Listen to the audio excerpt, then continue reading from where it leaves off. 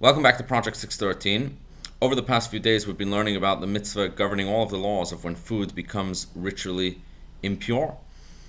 And as mentioned previously, most of the laws regarding ritual purity and impurity are not really relevant at the time that the temple isn't standing. But when it comes to this one in particular, there is an element of it which is very relevant and practiced until this very day, and that is the idea of hand washing before we eat bread, which is something that all Jews continue to practice until this very day. And as mentioned previously, this is in order to remember this mitzvah of having ritually pure hands before eating, before partaking from sacrificial foods or from other foods which one would not be able to eat when ritually impure. And even though in today's day and age we are all considered ritually impure, nevertheless the practice has been continued to remember how it was done when the temple stood, and in anticipation for the rebuilding of the third temple. So today we're going to learn about the correct procedure for hand washing, how hand washing should be done in order that it should be considered correct.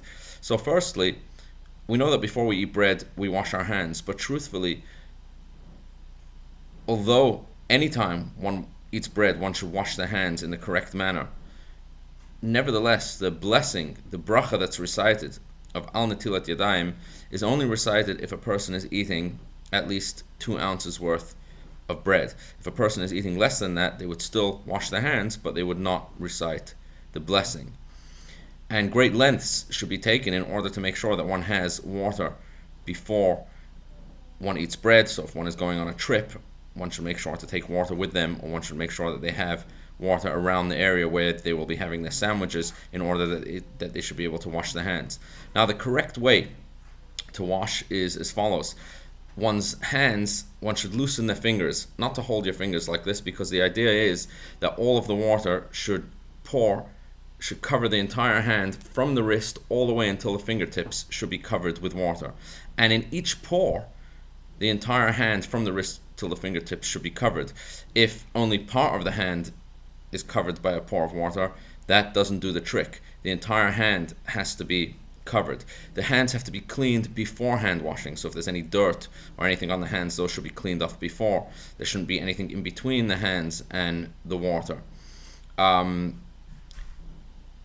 the very minimum, halachically, one should wash each hand twice. And the reason for this is the first time one pours water on the hand, that is in order to remove the impurity that's on the hand, and then a second time in order to remove the water which touched the impurity that was on the hands. That's why it's done twice, and the custom in many communities is actually to do it a third time as well. So these are some of the basic elements of what makes hand washing, of how hand washing should be done in the correct manner.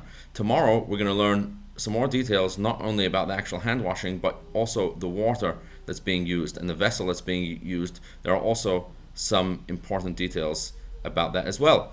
So we'll see you again tomorrow. Have a wonderful day.